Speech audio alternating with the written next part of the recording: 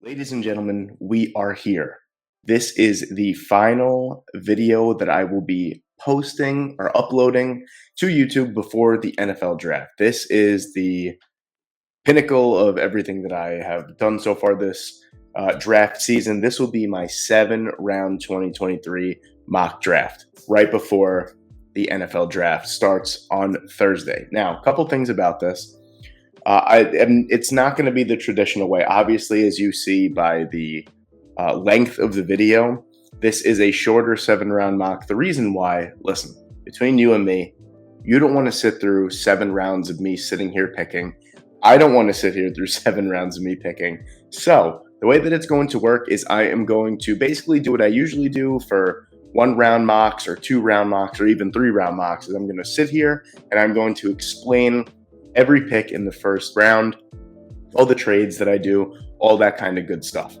Then once we get to round 2, I'm going to be showing you the picks that I already picked. I think this is just an easier way to go through this. You know, you guys get the gist of what I'm thinking about for all these picks, and you guys don't have to sit through all this and all that. I'm just trying to make it a little easier on both of us, for you guys as a watch and for me trying to produce it, upload it in a timely manner before the NFL draft. So probably, round 2, round 3, I'll probably explain basically every single pick in a quick synopsis. And then rounds 4 to 7, I'm probably just going to be highlighting maybe my favorite picks, maybe like, oh, that's a draft steal, this guy's a diamond in the rough, something like that. We're not going to sit here and discuss every single pick. I know you guys know that. Second thing about this mock, this is all for fun. I'm not really too serious about this mock. Usually last year, I was super serious. I was dropping a new mock every single day, like completely different. It made no sense. So I took it a little bit easier. The 3-round mock killed it. You guys, amazing support on that one. Still doing numbers to this day. I dropped that on Saturday, so I figured 3+ days was an ample amount of time in between. So this is an outside the box mock. We're not really going for. I'm not going to see how many picks I can get right. I think that if the way that I do mocks is if the draft is falling this certain way, this is what I would do as the GM of that team that's picking. So I really did kind of have a little bit more fun with this than I usually do, especially in the first round. Let's be real. Once we get past like round 2, there's probably not going to be many trades that I'm going to be making, just the compensation from the pick itself. So I had a ton of fun this draft season. You guys were amazing with your support. As always, this channel grew like 3 times the size once I started dropping videos, player profiles, mock drafts every week, all that kind of stuff. You guys made this channel what it is, and I really can't thank you guys enough for that. And I hope that we continue to grow, maybe even to 10,000 before the end of the year. That would be sick. I doubt it, but I said that I would never even get to 5, so you never know. So the way this is going to work is we're just gonna kind of get right into it. Don't forget, before I get into this, on Thursday at 8 o'clock Eastern Standard Time, myself and J-Wack Gridiron, who was on the last 3-round mock draft, we will be going live together on YouTube, and we will be discussing the first round, live reacting to every single pick, talking football. We're going to have guests filter in and out as it goes along, and it's going to be a ton of fun. We're going to do the entire first round. It's just going to be a lot of fun. I hope to see you guys there. I did it a couple years ago when I only had like 600 subscribers, and it was a lot of fun. I did that with my friends. We were drinking every pick that we were getting wrong. I don't think I'll be doing that now. I've slowed down in my mid-20s, but it's going to be a lot of fun. I really hope I see you guys there. So without further delay, let's get into it. First pick, Carolina Panthers. We know what this is going to be, especially after the cognitive ability tests. We know that this is going to be Bryce Young. So I'm not even going to get into that. Number 2, you have the Houston Texans. I'm going to buy into the smoke screens. I really don't think if Carolina shocks the world and takes a quarterback that is not Bryce Young, maybe Will Levis, maybe Anthony Richardson, then this pick will be a quarterback. The only way that Houston goes quarterback at number 2, in my opinion, is if Bryce Young is still on the board. And I don't really think they're interested in trading down either. I think that they have the name circled on their board. Number 1, if he's there, if Bryce Young is gone and he's there, we take him. And that's Will Anderson Jr. I don't think that there's any other way to splice this. I was thinking maybe if there was no off the field issues or character concerns with Jalen Carter, that could have also been a great pick there too. But Will Anderson Jr., almost as surefire as you can get, in my opinion, in this draft. One of, if not the best defensive prospects in the entire class. So Will Anderson Jr. too. And this is where I really think the draft starts. And this is where I really think the draft gets kind of weird. We got the Arizona Cardinals at 3. Under a new defensive system, under a new head coach in Jonathan Gannon, they really don't have the personnel on offense or defense to be running any kind of different scheme. They switched. As of right now, it looks like they're switching to a 4-3 defense under Gannon. They do not have the personnel for a 4-3 defense. So I could easily see this pick being Tyree Wilson. I could see it being Jalen Carter. I could see it being Christian Gonzalez as well. But I think that Arizona, with the kind of defense that they want to run, with the amount of guys that they've lost in free agency, I think that they're going to need to trade down and they're going to need to acquire assets. So at number 3, I did a couple different trades here, and I really wanted to kick you guys in the teeth and have the Minnesota Vikings trade all the way up to number 3. I just didn't see any trade packages that looked realistic enough to the point where, it would get done. Now, let me preface this trade by saying, because no one listens to what I have to say, and I wouldn't either, to be fair, I always preface these trades by saying I don't necessarily care about the compensation.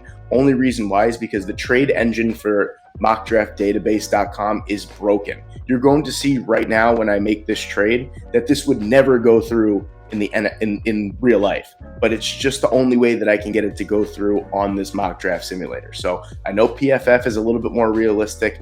Next year I'll probably switch over to that or anything else, but the trade simulator is broken on this. So watch, I'm going to go trade with Tennessee. I really think Tennessee is gung-ho about taking a quarterback in the top 5 here. Whoops, I made the wrong one. So we're going to go all the way up to Arizona, and then I'm going to go down to Tennessee. And you're going to see here, watch, 3-11. I'm thinking I don't really want Tennessee to give up any compensation this year. I don't see any way that they can't. I'm thinking a 3rd-round pick, a 1st-round pick, and maybe a 4th for next year will suffice. And then I'm going to, since obviously this could probably go through in real life, I'm gonna have to dip into 2024 here and just kind of sweeten the deal a little bit. That actually doesn't look too bad, but this is the way that it's gonna have to be when I make these trades. I'm gonna try my best to not dip into the 2024, draft capital for any team. It's just the way that I can get these trades accepted. I'm sorry if that doesn't sit well with you, but that's really just too bad. So that's going to be the trade. Tennessee moving up to number 3. Here's the thing. I think not only are they moving up for a quarterback, they're moving up so they can get the quarterback that they want and take the quarterback that Indianapolis so desires from right under them, a division rival. Either way, I think both of these teams are going to have a rookie quarterback under center. Tennessee gives up a lot. They move up 8 spots, and I think they take Will Levis. And I think partially the reason, a very small percentage, is because it's been reported that Indianapolis is in love with Will Levis. So can you imagine being a division rival? You go up, you get your real franchise quarterback of the future, not Malik Willis in round 3, and you take your division rivals' number 1 quarterback on their board while they need a quarterback away from them. I think it's a little bit of trolling on top of, I think that Will Levis is probably the best fit for the Tennessee Titans right now.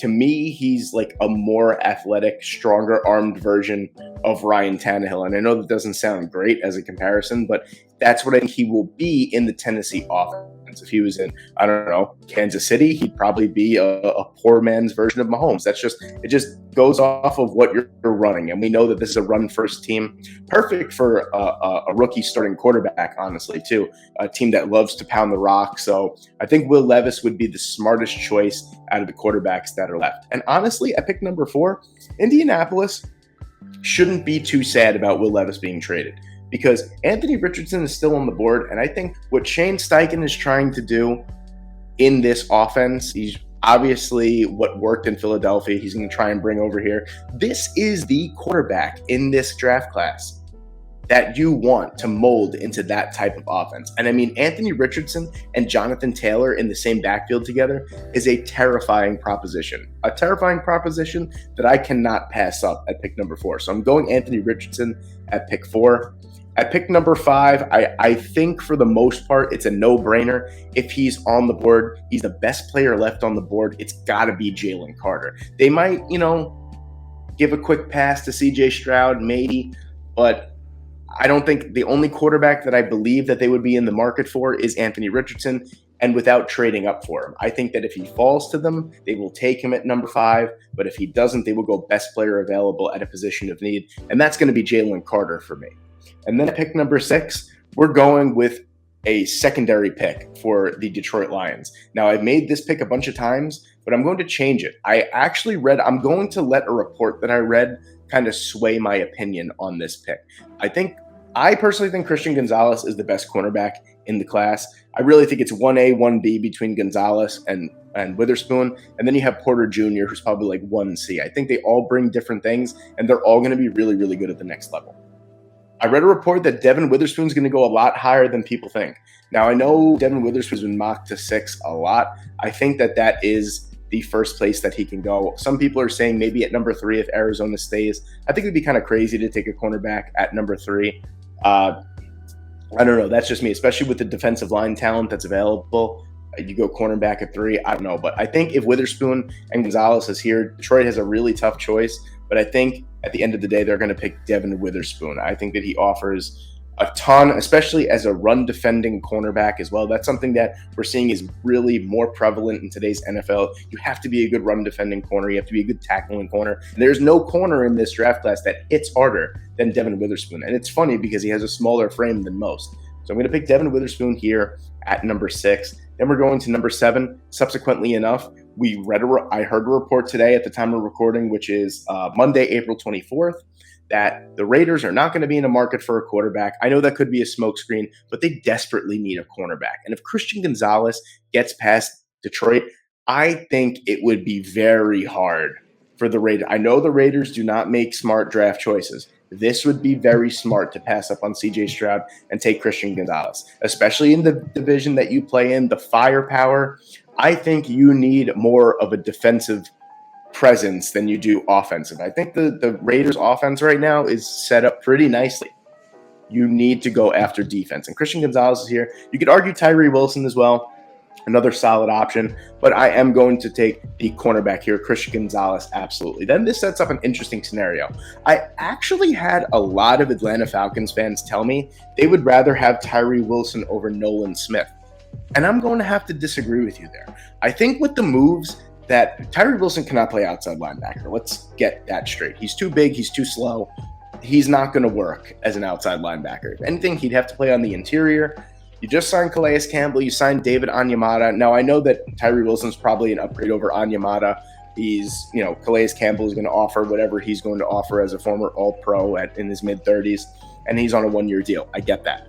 This is the potential to have a Micah Parsons generational type of edge defender in Nolan Smith. And I think he fits way better in the current defensive scheme, I would say, that Atlanta have than Tyree Wilson. So for that reason and the fact that I think he's an amazing, amazing prospect as well, and I think he's going to light it up in the NFL, I'm going Nolan Smith at number 8. You can hate me. I really don't care.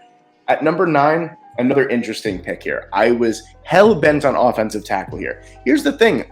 I think the Bears are kind of okay, at least in the first round, not picking an offensive lineman. I think they're okay with their offensive line. They could live with it right now in the first round. Don't get me wrong. If there's a tackle prospect that they like, they have 3 second-round picks that are very close to each other. They could easily package 2 of those up and move back up into the late end of the first round if they like Darnell Wright, Broderick Jones, Anton Harrison, Dawad Jones, whatever it may be. They could move up. If Tyree Wilson is on the board, edge is an insane need for the Chicago Bears. So much so that I think it trumps offensive tackle, to be quite honest with you. And if Tyree Wilson's on the board at number 9, it's kind of the same deal what we heard with Jalen Carter. If Jalen Carter's on the board at 9, the Bears are going to take him. I think it's the same thing with Tyree Wilson as well. Too good to pass up as a 4-3 defensive end. Tyree Wilson all day from me here. Now, here's where things get interesting. CJ Stroud is still on the board at number 10. I think it stops here. And I think there's a team that has been very adamant about moving up. And we all know that Howie Roseman loves to trade down. I know that this is a rough spot. You got Bijan Robinson, offensive line help, Jackson Smith-Njigba, Joey Porter Jr., there's a lot here. There is. But at the same time, Howie loves a trade down, and they're playing with house money at pick number 10. I think that they could afford to trade down. The team that I think that is going to trade up to number 10 to take CJ Stroud, hold on, let me get Philly here, is Minnesota. I really think that they're adamant about drafting a quarterback in this year. I know that they have next to no picks for the most part. It's not going to be easy. I really do think they're going to have to go up their third rounder as well. A first rounder and probably a fourth rounder. I don't know why it picks 2 there. So I'm going to have to make this trade work. So I apologize again in advance, dipping into, next year. I know it's crazy. Just bear with me here. What we care about is this year's compensation. I think that this could get it done. Howie loves future compensation. They pick up an extra third-round pick. Now they have 2 third-round picks as well in the same area. They gain another first-round pick for next year. And Minnesota gains their franchise quarterback in CJ Stroud. And it's perfect because, they still have Kirk Cousins. If anything, I heard a wild rumor that the San Francisco 49ers might be interested in Kirk Cousins. I don't know if I would trade Kirk Cousins with a rookie quarterback. I think Minnesota's too talented of a team to be in the arms of someone like CJ Stroud right now. I think if you let him sit, at least maybe even for a half a year, who knows? But I think he does have to sit regardless. So I'm going to take CJ Stroud here at pick number 10. And then at pick number 11, I heard Kyler Murray loves Paris Johnson Jr. And really throw a dart at the depth chart for the Arizona Cardinals, and it's a need. Pretty much every position is a need at this point. I know that there's some good cornerbacks left, but it's a deep cornerback class. I feel like the offensive tackle class is very good at first, and then there's a steep drop-off towards the second round. I don't think I'd be comfortable as an Arizona Cardinal quarterback with them taking a tackle in the second or third round. Paris Johnson Jr. is here. I think that he is the pick. They like him. They brought him in for several interviews. And the main thing is, like I said, Kyler Murray likes him a lot. So bingo bango for me, it's Paris Johnson Jr. at pick number 11. Pick number 12, you don't take a quarterback, but you need another offensive weapon. JSN is here. I think JSN is the pick. I don't think we really have to go into that. Now, at pick number 13, that is owned by the Green Bay Packers, a little bit of an interesting one here. Hear me out. Peter Skoronski's on the board. I heard a couple Green Bay Packers fans saying if Skoronski's on the board, they're going to take him. Okay, whatever. I'm sure you're the people that said that they're going to take a wide receiver last year with one of their 2 first-round picks, and they took 2 defenders. So we never know what Green Bay is going to do. Green Bay has only taken 1 offensive player, I believe, in the last 10 years in the first round, and that was Jordan Love. I think the trend continues of defensive players here, and I'm not going to lie, there's always that one pick that we kind of go, okay, that's interesting. A little high possibly, but I like the fit. And for me at pick number 13, that's Kalijah Kancey. I think that he is exactly what Green Bay needs on their defensive line.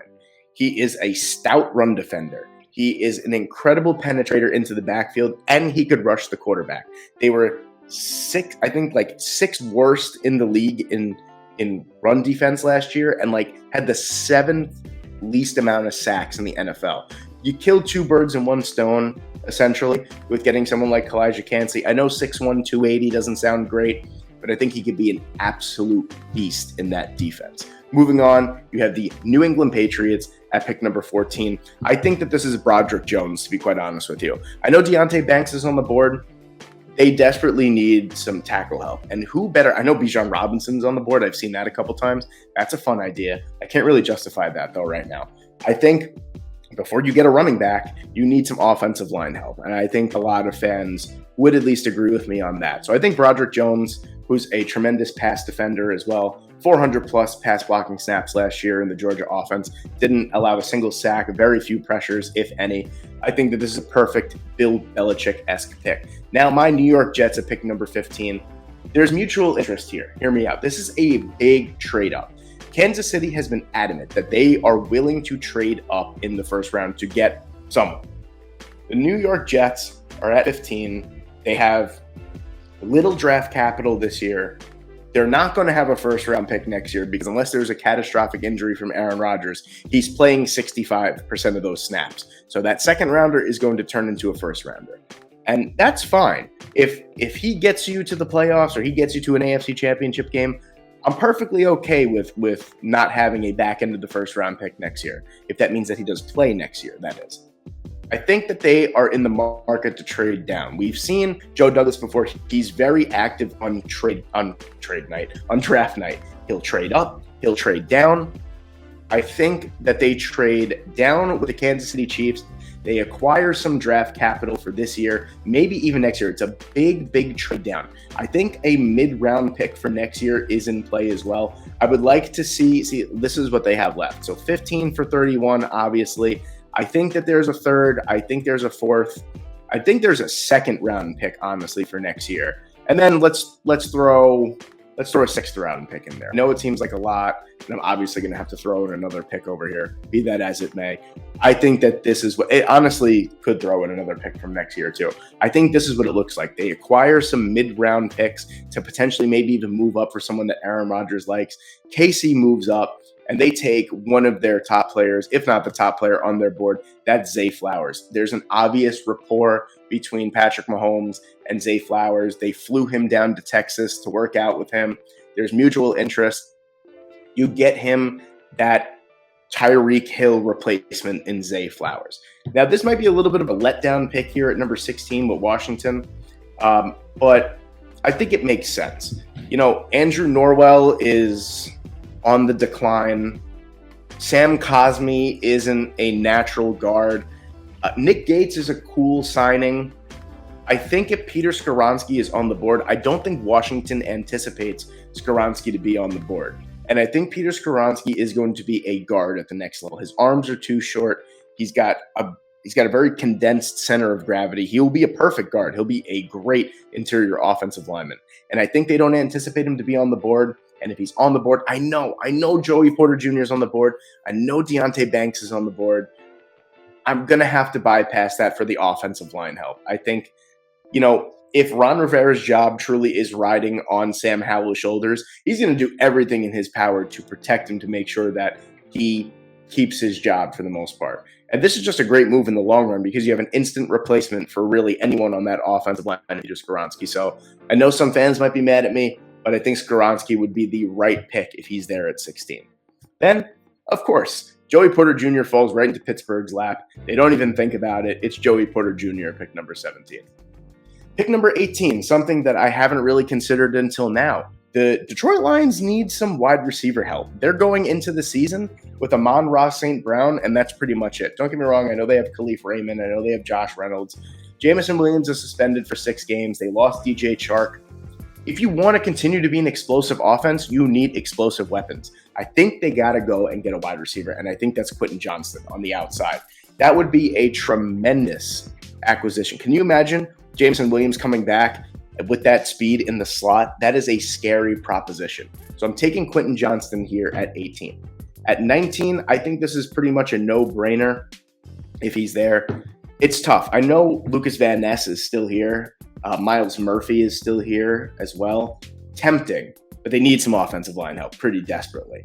And Darnell Wright is still here. Perfect, can slot right in at left or right tackle. He needs to improve in run blocking. I get that, but he's a natural pass protector as well. He's great.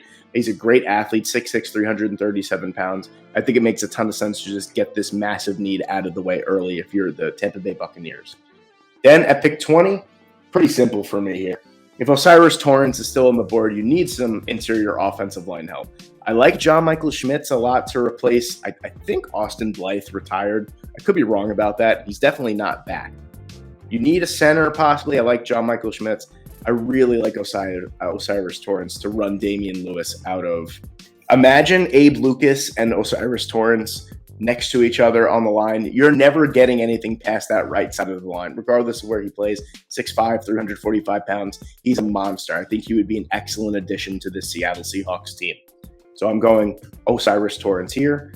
Pick number 21. I'll be honest with you. Let me tell you about a little insight that I think here. Just a brainstorm, whatever it may be. I think that the Chargers trade Austin Eckler before the draft, or maybe right before the draft, or right after the draft. I think Austin Eckler, to be honest with you, gets traded to the Cincinnati Bengals. And I think that they're in the market for a running back. And if he's here at 21, you got to get Bijan Robinson. They're not going to pay Austin Eckler. He's entering, I think, his 8th year in the league. He wants a big contract. That's 8 years of wear and tear on his legs, 7 or 8 years, whatever it may be. They're not going to pay him. He's going to be out of LA. Imagine, I love Austin Eckler. Amazing story, Western Colorado, undrafted free agent. What he's been able to do has been tremendous in his NFL career. Imagine replacing Austin Eckler with Bijan Robinson outright.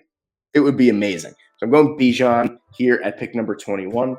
And then at pick number 22, I get it. Look, cornerback is there. He's there. Deonte Banks is there. They have 5 selections, the Baltimore Ravens. I think that there's a trade down coming. I really do. I think that, granted, there's so many good players that they could take here. But at the end of the day, they need to fill out this roster with some players. 5 is not going to cut it, especially since you got to kind of walk around on eggshells with Lamar Jackson. You don't know exactly what's going on right now. You want to do as much as you can to please him. I know Deonte Banks is really tempting here. Here's the thing. I really like the prospect of back-to-back picks for the Philadelphia Eagles. I think that this is a very Howie Roseman move. He already moved back. He acquired some assets. Now he's going to move up. I think he's going to use the 30th overall pick, and then he's going to use 94, and he's going to move up. It'll probably take another pick, but all right, we'll throw in the 7th rounder if it makes you guys feel better. They acquire a little bit more draft capital. They get another mid-round pick, and they move back, 8 spots. So now the Philadelphia Eagles have 2 picks back-to-back. And these 2 picks for me, it's going to be Myles Murphy, and it's going to be Brian Branch. I think this would be like the heist of the century, to turn the 10th pick into, the 23rd overall pick, gain a mid-round pick, then trade another mid-round pick, get up to 22, and you take 2 players of need back-to-back. Brian Branch could be an amazing safety. He could play in the nickel as well. Myles Murphy would be an amazing addition to that defensive line. I think Howie Roseman magic, he gets it done. I think it would be an amazing move on draft day, of course. And then subsequently enough, we just talked about him. Jacksonville needs a corner, and Deonte Banks is there. Pretty simple, absolutely. And then outright again, the New York Giants need a wide receiver. I think if Jordan Addison is still on the board, that is a money addition. I thought about John Michael Schmitz for a second, but they desperately need another wide receiver, especially since you just paid Danny Dimes all that money. Now you got to get him some support. Jordan Addison is the pick for me there. At 26, I heard the report. I read it a bunch of times. If Michael Mayer is on the board, he's going to be a Dallas Cowboy. That is what I heard. Don't shoot the messenger. That's just what I'm reporting, and I believe it. I think that this is a position in need. Jake Ferguson and Peyton Hendershot were great in their tight end 2 and tight end 3 roles. I don't think those guys can move up and be a tight end 1 and tight end 2. I just can't think I just cannot think that will be happening. So I'm going with Michael Mayer here as the first tight end off the board. Buffalo at pick 27. Offensive line help? Absolutely. Linebacker help? Even better. In my opinion, there's only one linebacker that's worth a first-round pick so far this year, and that's Jack Campbell. I think Jack Campbell will be an excellent replacement for Tremaine Edmonds. He would fit right into that defense next to Matt Milano. Instant impact right away. He's a sensational player, one of the smartest players in all of college football last year. If you don't believe me, watch some of his game film, especially against Ohio State. You're going to be blown away. Jack Campbell is my pick at 27. 28, Cincinnati here. Offensive line. Here's the thing. I don't really buy that they're in for an offensive lineman in the first round. Don't get me wrong. Lyle Collins wasn't great. He's also coming off of an injury. He won't be ready for the season. They signed Orlando Brown to what seemed to be like the heist of the century at $64 million over 4 years. I don't think, even though Jonah Williams put a trade request in, I think they keep him and they play him up until Lyle Collins is ready to come back. I never buy these trade request things because more often than not, the player stays on the team. So I don't buy it. I think Jonah Williams starts the season as the right tackle. I think you go out and you get another weapon for Joe Burrow, and it's Dalton Kincaid. I know he's not a great blocker. Irv Smith doesn't do it for me, people. Them signing Irv Smith doesn't mean much to me, to be quite honest. I also considered Sidney Brown, but I'm pretty sure that Cincinnati Bengals fans would have a heart attack if I took a safety in the first round back-to-back years. I understand. It's okay. Dalton Kincaid is my pick at number 28. Number 29, I know that Saints fans aren't going to like this. And at this point, you're probably thinking that I'm just looking for controversy, and I'm really not. I just love the way that the board is falling. I like Lucas Van Ness a lot. And you know what? The Saints, the way that the Saints draft kind of backs me up on this. Peyton Turner, developmental edge rusher, drafted in the first round. Marcus Davenport, developmental edge rusher, drafted in the first round. You got Lucas Van Ness, who has all the raw talents and the ceiling to be amazing. He never started a collegiate game, but he's got all the tools. He's got the play strength. I know people are going, 17 bench press reps. Oh, he's not strong. He played collegiate football, and he dominated most games. Lucas Van Ness is my pick. At number 30 now, with Baltimore at number 31, I think that they go with a defensive lineman. They have to. I think Adetomiwa Adebawore, if he's here, he's the pick. I made this pick in my 3-round mock. I'm going to make it again. I think this is an amazing fit in Baltimore's front. And then my New York Jets at pick number 31 with the last pick in the first round. I'm going with some tackle help here. I'm going Anton Harrison. Best pass blocking tackle in the entire draft. I think he's 6'5" or 6'4", 315.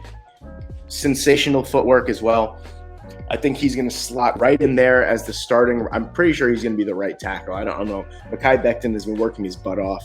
I don't think that they are going to make him the right tackle. Whatever it may be, you have to get Aaron Rodgers some offensive line help. 39 years old. You just sunk a ton of draft capital, a ton of money into this investment. You need to protect him. Anton Harrison is here. He's the best lineman left, and I'm going to take him.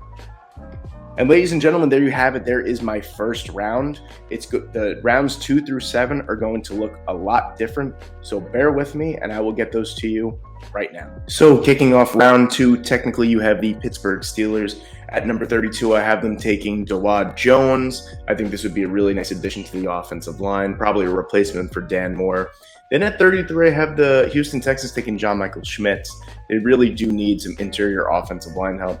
Brian Brucey is the pick to Arizona. Like I mentioned before, with the 4-3 defense, they really, really need some interior defensive line help. Steve Avila is the pick for me at 35 to Indianapolis. Definitely need a replacement for one of the guard positions. Will McDonald, this was kind of an interesting flip-flop for me here. I was thinking either B.J. Ojulari or Will McDonald. I think Will McDonald has a higher upside, a higher ceiling than B.J. Ojulari. Emmanuel Forbes forms a really nice trio in the secondary with Kobe Bryant, Tariq Woolen, and then Emmanuel Forbes. Super great speed. I think he would fit really, really well in the slot at the NFL level. Mazi Smith, interior defensive line help for the Las Vegas Raiders. As I mentioned before, B.J. Ojulari forms a really nice pair with Brian Burns. Jalen Hyatt is the burner of the trio between Olave, Michael Thomas, and himself. I think that would be an excellent addition. We all know that Derek Carr likes to throw the ball deep downfield. This would give him a legitimate deep threat option. Joe Tippmann is the pick for me at 41 for the Tennessee Titans here. They really need some interior offensive line help. Aaron Brewer is listed at 6'1", 275 pounds. Not what you want from a starting center. Luke Musgrave is the pick for me at 42 for Green Bay. I think that this is an excellent pick. It was a toss-up for me between Musgrave and Darnell Washington. I know Washington is by far the better blocker. I think Musgrave has a way higher ceiling in the receiving area, and that's exactly what Green Bay needs. They need as many weapons as they can get. Trenton Simpson is the pick at 43 for me for my New York Jets. They were sensational in the middle of the defense last year with Quincy Williams, Quan Alexander, and C.J. Mosley. They did lose Quan Alexander. I think getting someone like Trenton Simpson to replace him would be an excellent long-term option there. Josh Downs, a great slot receiver for Atlanta at 44. Sidney Brown is the pick for me here, Green Bay. They definitely need some help in the secondary, and I think Brown has a legitimate chance to be a back end of the first rounder, a sleeper pick for maybe like the Eagles or the Cincinnati Bengals. So I think Brown at 45 is some great value. Cam Smith for me at 46. If he falls to 46, I don't think that Bill Belichick hesitates to take one of the best corners in the entire class. Hendon Hooker makes his appearance for me at 47. I think it's a no-brainer. If he's there at pick number 47, you got your offensive line help in round 1, and now you get a potential franchise quarterback at pick 47. Keanu Benton is an interesting pick for me here. adds some much needed defensive line depth, and he's a sensational player in general. I mean, he's a great run defender as well. He's not going to blow you away with his sack numbers, but he consistently gets pressure. Keon White adds some defensive line help for the Pittsburgh Steelers. I think he'd be a really nice, formidable match. I mean, Larry Ogunjobi is nice, don't get me wrong. So is DeMarvin Leal, but I think Keon White would step in and be a dominant force with Casey Hayward on the defensive line. Felix Anudike-Uzomah, this is one of my guys. I think he would be an excellent outside linebacker in Tampa Bay's system. As I mentioned before, Darnell Washington should be the pick. It should be a tight end for the Miami Dolphins. And can you imagine, you got Jalen Waddle, Cedric Wilson, Tyreek Hill, and now Darnell Washington. Good luck trying to stop a 6'7", 260-pound tight end in a one-on-one matchup. Marvin Mims is a really intriguing option at 52 for the Seattle Seahawks. Forms an amazing trio between DK Metcalf, Tyler Lockett, and himself. He's got real experience on the outside. He could also play in the slot. 5'11", 185 pounds isn't going to blow you away, but he's got that 4.37 speed. I really, really like him there. Jahmyr Gibbs at 53 would be a steal for the Chicago Bears, what they are trying to do with the run game. Sam Laporta is my pick here at 54. Adds a starting tight end with tremendous downfield catching ability for Justin Herbert. If Drew Sanders is still on the board, I know that Detroit doesn't really like to take linebackers in the first couple rounds, but Drew Sanders offers tremendous upside at pick number 55. Same thing here with Cody Mock. He's got interior offensive line versatility, and he could play tackle as well. Keely Ringo has had some free fall in mock drafts, and just in general, his stock fell a tremendous way throughout the entire season. But on the flip side, 6'2", 210 pounds with 4.37 speed is something that I'm willing to take a chance on at 57, especially with the need for a boundary corner. He's got the size, he's got the strength, and the speed to be a great boundary corner if he falls under the right coaching tree. DJ Turner, a great slot corner option between Stephon Gilmore and Trayvon Diggs. I was going to say something else. I don't know there. Matthew Bergeron at pick number 59. I like this pick a lot because he can play tackle. He's got the size, and he has the footwork to play tackle and push Spencer Brown out of that starting right tackle spot. He could also start on the inside as well. I didn't hear too many reports that he could be a guard at the next level, but I did read a couple. Tyreek Stevenson offers some much-needed boundary cornerback depth for the Cincinnati Bengals. I think he steps right in and starts on the boundary. Chandler Zavala is a pick that I've been hearing a lot lately, a name that I've heard a lot lately that could be moving into the second, early third round. I think he offers some much-needed interior offensive line help for the Chicago Bears. Diane Henley, he rounds out that linebacking core that lost Kaiser White and TJ Edwards. Then you have Isaiah Foskey, another guy who's been super productive at the collegiate level, but he also has his draft stock has plummeted from a potential top 15 pick to now at the back end of the second round. Offers some really nice value and could potentially form a nice partnership with George Karlaftis. And then Clark Phillips, kind of same deal as tremendous slot corner. I don't think that he should be falling this far. I think his size kind of scares a lot of teams, but he offers a tremendous upside as a slot corner, and I think corner is the most volatile position, maybe besides for quarterback in the NFL. You can never have too much talent at the position. I think with Kyler Gordon and Jalen Johnson on the outside, Kyle Phillips would be a sensational Clark Phillips. I'll get it right one of these times. Clark Phillips offers some tremendous slot corner ability at the back end of the second round. And then we're going to move into round 3. As the rounds go, obviously, I'm going to get faster and faster. I'll probably just start naming the picks after this round, to be quite honest with you. Julius Brents, a really nice option here. Could potentially be a safety at the next level with his 4.55 speed, but he does have great size, and I heard that he could be a name that somehow could possibly be called on day one. So that's an interesting story to follow. Garrett Williams, one of the best tackling and best run defending corners, offers some much needed boundary cornerback depth. I mean, they don't have any depth at all in Arizona, so he's a starting corner right away for me. Luke Weipler here, starting center right away. Lloyd Cushenberry has fallen off a cliff after a decent rookie season. He should be the starting center right away. Darius Rush can run like the wind, and he would form a great partnership with Pat Surtain. Jonathan Mingo, a name I heard a lot that could be in the first round. I don't really buy it to the point where I don't think that there's many wide receivers in this class that could be first round picks. But I like him here as a replacement for Allen Robinson. Forms a nice little pair there with Cooper Kupp and Tutu Atwell as well. Jalen Duncan can fight for that right tackle position in Las Vegas. Tuli Pelotu for the Saints. I just think at this point, I know that with the first pick, I took Lucas Van Ness, but if Tui Pelotu is on the board here at 71, you can't argue with the production and the natural play strength and ability and athleticism that he has. I think you take him anyway. Derek Hall offers some much-needed edge help for the Arizona Cardinals. Javon Dexter, some much-needed interior defensive line help for the Houston Texans. Antonio Johnson, the first pick for the Cleveland Browns. If he's still there somehow at 74, that would be a steal. Again, a slot cornerback here, Travius Hodges-Tomlinson. Travius Hodges-Tomlinson forms a really nice trio with Jeff Okudah and A.J. Terrell.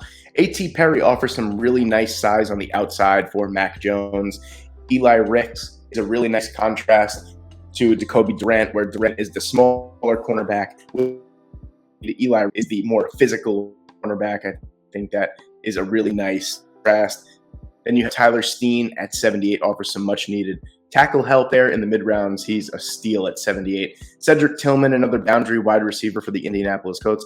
Siaki Ike, 360 pounds in the middle of the defense. Yes, please, for the Pittsburgh Steelers. We know that the Pittsburgh Steelers, probably more than any other team in the NFL, really puts an emphasis on the nose tackle position, and I don't think it gets any better than Siaki Ike here at pick number 80. Andrew Voorhees, this is a future pick for the Detroit Lions, kind of like a surplus pick. Their offensive line is really good, but they have a couple guys that are coming up in free agency as well, or they could replace. Andrew Voorhees is going to miss this season, but I think he's still worth a punt at 81. He could potentially be one of the best guards from this draft when it's all said and done. Jacorian Bennett offers really nice size and speed on the outside for the Tampa Bay Buccaneers, who desperately need a corner. Byron Young, another really good young, developmental, fast edge piece. He ran a 4.48 on the edge for Tennessee. Tremendous. Nick Saldiveri here. Make no mistake, it says that he's listed as a tackle. Probably better suited in the NFL as a guard. I think he offers some much-needed depth on that offensive line. Zach Pickens, kind of same deal. They desperately need to upgrade the middle of the defense there. He's more of a run-defending defensive lineman, and that's what they need. Corey Trice flew up the draft boards. He was listed as like the 200th best prospect not too long ago. Flew up the draft board there.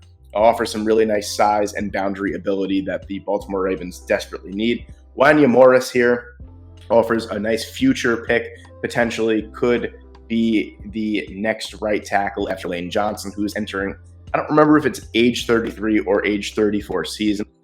Tucker Kraft could be the long-term replacement for Evan Ingram. I know that he had a really good year, but he's on a franchise tag.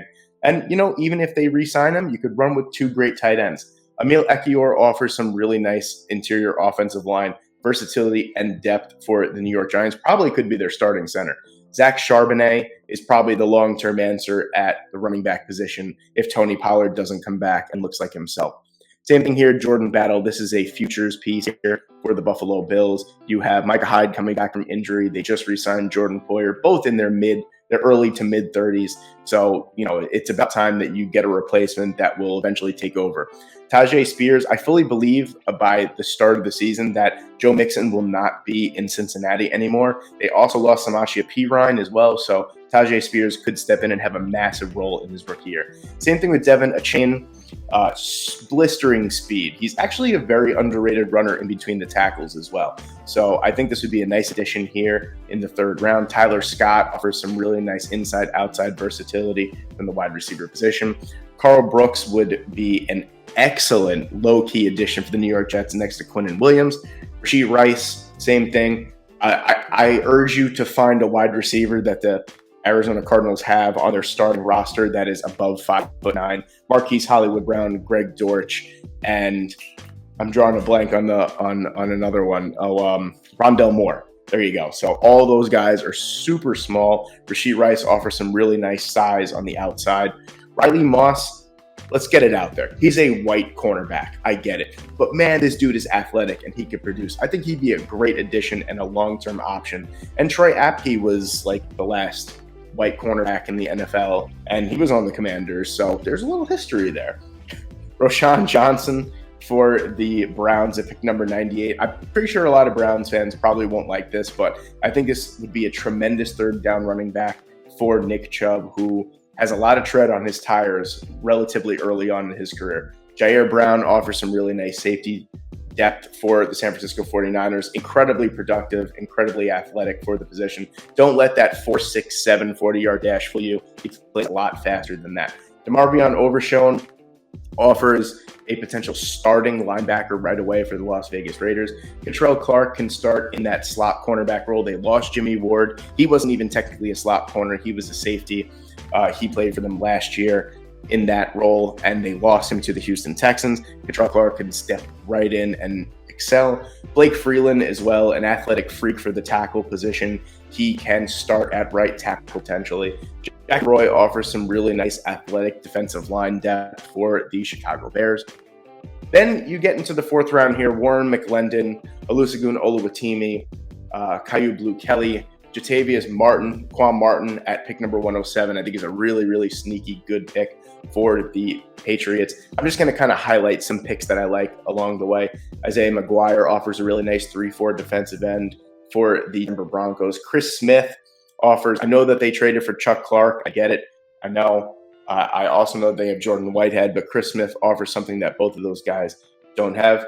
Keandre Coburn as well, really nice 350 pound, defensive lineman in the middle of the defense for the Atlanta Falcons. That their defensive line has gone from probably one of the weakest units in the NFL to one of the most improved to potentially one of the best over the offseason and potentially with this draft. Nathaniel Dell is someone who I think could excel in the slot for the Green Bay Packers. Tremendous release package. You'll be hard pressed to find a wide receiver that can get off the line of scrimmage and create separation as well as he can. Michael Wilson and Xavier Hutchinson are interesting picks. I like the Wilson pick as a wide receiver 2, potentially to put KJ Osborne back at wide receiver 3. And Xavier Hutchinson is kind of a futures pick to the point where I think that Deontay Johnson will be traded by the Pittsburgh Steelers. Hutchinson, not the fastest, great possession receiver, has a great catch radius as well. Jared Patterson can step right in and be the starting center next to Osiris Torrance, next to Abe Lucas, next to Charles Cross. Man, oh man, that's a young offensive line that will just grow together and will just glue. JL Skinner is a pick that I made kind of for the future. We all know that he tore his ACL. Offers tremendous size, 6'4", 220 pounds, could be a sub-package linebacker as well. So there's a lot of versatility there. We know that the Baltimore Ravens like to play with 3 safeties. So that's just another Kyle Hamilton-esque player to put in your defense. Jaden Reed offers a really nice mid-round wide receiver for the LA Chargers. Noah Sewell is a name that was in the first round a while ago. I know that Darian Beavers is coming back. They signed Bobby Okereke as well, but there's no guarantee that Darren Beavers comes back as a 6th round pick last year and is a tremendous starting linebacker. I think you got to solidify that position. Noah Sewell has fallen off of a cliff, but at the same time, in the 4th round, I'm going to take a punt on him. Kayshon Boutte, you want to talk about guys that fell off a cliff? Kayshon Boutte is here. I think I saw a lot of people say that Kayshon Boutte falls in the right spot. He could potentially be a great wide receiver. So if you have Stephon Diggs and Gabe Davis with you with Khalil Shakur, I think that you could succeed around that. So I think the Buffalo Bills take a shot on Kayshon Boutte at pick number 130. Bryce Ford Wheaton is someone that maybe some people think I overdrafted. Hear me out. 6'4", 220 pounds, runs in the 4.3s. I will 100% overdraft you. Jordan McFadden is listed as an interior offensive lineman, probably going to play tackle. I think that would be a really nice addition to the Chicago Bears as a depth piece behind either Braxton Jones or Tevin Jenkins. Tanner McKee at pick number 135. I just couldn't help myself here, to be quite honest with you, with the New England Patriots taking a quarterback. I know they had Bailey Zappi, and I know that they had Mac Jones, but they also had Damian Harris and, 2 other running backs, and they took 2 other running backs as well last year. So you never know. They had Mac Jones, and they took a quarterback in the 4th round. You never know what's going to happen with Bill Belichick picking. Going into round 5 here, Carter Warren, I think, offers some really nice depth. I heard that the Denver Broncos are interested in Aiden O'Connell. I think that it's a smokescreen that they're interested in round 3. I fully expect him to be here in round 5, and if he is here, I think that makes a lot of sense. Jake Haener offers a really nice project quarterback. He's kind of the same thing with Ivan Pace at the linebacker position. Anthony Walker can serve as a really, really nice mentor for Pace. Let's see, what else we got here? Anthony Bradford is an interesting one. Some tremendous size, 6'4", 350 pounds. Can play tackle, can play guard as well. I thought that was an interesting pick there. Jalen Cropper offers just some tremendous all-around wide receiver ability for the Chicago Bears. Dwayne McBride here, I think, is a interesting, as you see, a lot of the running backs are coming off the board really now. I know a lot of people have a lot of running backs mocked in like round 3 and 4. I think this is where I had the majority of my wide receivers coming off the board and running backs, coming off of the board. Dwayne McBride, I think, is a really nice long-term play. You know, I know that they have David Montgomery. I know they still have DeAndre Swift, but I'm going to add Dwayne McBride in there. At the end of the day, I think he would take a lot of snaps away from both of those guys. Clayton Tune is someone that I've mocked for a really long time to the Seattle Seahawks in the late rounds. I think that's a great fit as a project quarterback. Let's see here. Let's see what else we got here. Anything else interesting? Asim Richards, another one that could probably play tackle at the NFL level. I know that they're tied to Rob Havenstein and Joseph Noteboom for quite some time, also paying them a lot of money, but they do need some serious upgrades on that offensive line. Jared Clark is an interesting one here, possibly overdrafted, some people might think, but Jared Clark has an exceptional skill set for his size, and he's a tremendous athlete. I think this would be a really nice addition to the defensive line of the Dallas Cowboys. Josh Wiley here as a nice backup for George Kittle. Jaron Hall, because the Rams have literally no one behind Matthew Stafford right now on their depth chart. Going into round 6 here, just a lot of depth pieces here. You see Jackson Kirkland, who has that interior offensive line versatility, can play tackle as well. Evan Hull, running back to the Patriots. It's almost like a staple at this point. They're going to take a running back at some point in the draft. Broderick Martin is another one here at this point for the New England Patriots. An amazing athlete for his size. We're talking about a 337-pound athlete that is just, he's tremendous. If you haven't heard of Broderick Martin before, look up some of his highlights at Western Kentucky. The dude can play for his size. We have our first special teamer off the board at pick number 194. That is Jake Moody. I think that they are looking for a replacement for Michael Badgley. He's really the only special teamer, or at least kicker, rather, I would say, that is worth a selection. Deuce Vaughn is my running back that's going to the Denver Broncos. We know Javonte Williams isn't going to be ready. Samaje Perine will take over, but Deuce Vaughn reminds me a lot of Phil Lindsay, and that's really one of the only reasons why I mocked him to the Denver Broncos here. Servassier Dennis, only reason I'm highlighting him is because I think he has a great name. Dorian Thompson-Robinson is a athletic quarterback prospect that is extremely raw, and if there is one team in the NFL that could turn a raw athletic quarterback into a great quarterback, it is the Baltimore Ravens. Max Duggan comes off the board here. You keep a Texas quarterback in Texas. Just a lot of depth pieces here. Chris Rodriguez Jr. is someone that's slept on. 6 foot, 225 pounds, offers that really nice hard-hitting smash mouth style. Isaiah Land is someone who will be taken in the back end of the draft that could potentially be an absolute stud at the outside linebacker position. Starling Thomas, same thing, blistering speed. He was extremely productive at UAB as well. This is someone that's going to start in the slot at the NFL level that could be really, really good. Malik Cunningham, I just, in good conscience, I couldn't go through the Arizona Cardinals draft without drafting a quarterback because, as we know, Kyler Murray probably won't play at all this year. You have Colt McCoy as a starting quarterback. Why not give Malik Cunningham a shot? I mean, can he do worse than Colt McCoy? Don't answer that. He probably could. Okay. Anyway, Matt Landers to the San Francisco 49ers is an interesting one. This is a guy, I don't know why he's not getting as much hype.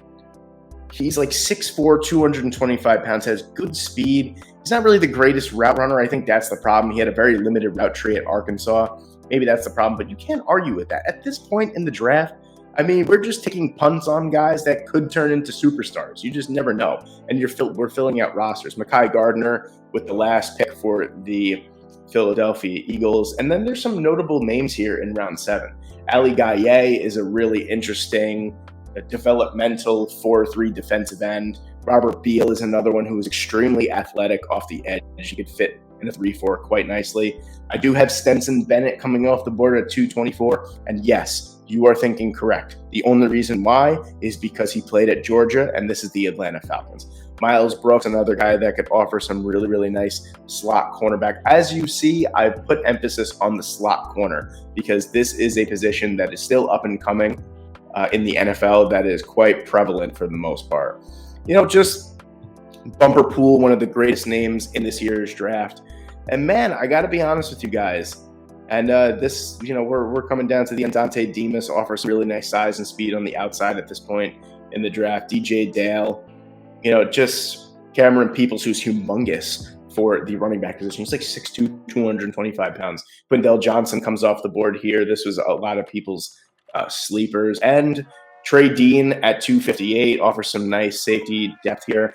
And Alex Ward, a long snapper, is Mr. Irrelevant. Yes, a long snapper is Mr. Irrelevant. But to be honest with you, he was the 293rd ranked prospect out of this big board, which has like 750 players in it. So why not with number 259?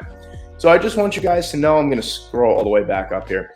This was the hardest video I have ever done. It took me days to complete this. I wanted to do one of these last year, and to be honest with you, I'm so glad that I didn't, because I thought I knew last year a lot more than I did. And this year, I feel like I was very confident in my knowledge. And even towards round 6, I was like, oh my God, this is really, really hard. It's just impossible to predict, but it's a lot of fun. This is my last video before Thursday. I will be live streaming with JWAC Gridiron and a couple other creators. It's going to be a ton of fun. We are going to be talking about the NFL draft. We're going to be talking football in general. The Rangers, the New York Rangers are going to be on too, so I'll probably be watching that as the NFL draft's going on, a little split screen action.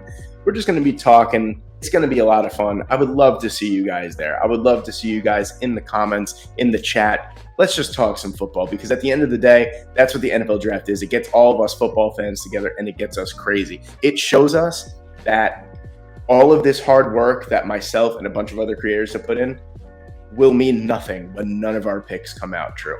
But real talk, real quick, this has been the most successful season of my career as a YouTuber, as an NFL draft YouTuber. You guys show just an unbelievable amount of support. You guys are the best. You guys crap on me in the comment section below. It's completely fine. You guys love me in the comment section. I appreciate it. Just the fact that you guys take the time out of your day to listen to what I have to say just means that much more to me. And I love talking ball. And thank you guys so much for making this channel way bigger than I thought it would ever be. You guys are truly the best. I hope to see you there on Thursday. I hope you guys, if you don't come on Thursday, I hope you guys really enjoyed the NFL draft. And just letting you guys know, I hope you guys tune in on Tuesday, May 2nd, because I will have my NFL draft grades out with Mr. Brochimo. I know you guys know him. Thank you guys so much for watching. I hope you guys enjoyed. I hope you guys enjoyed the NFL draft. I hope to see you in my live stream.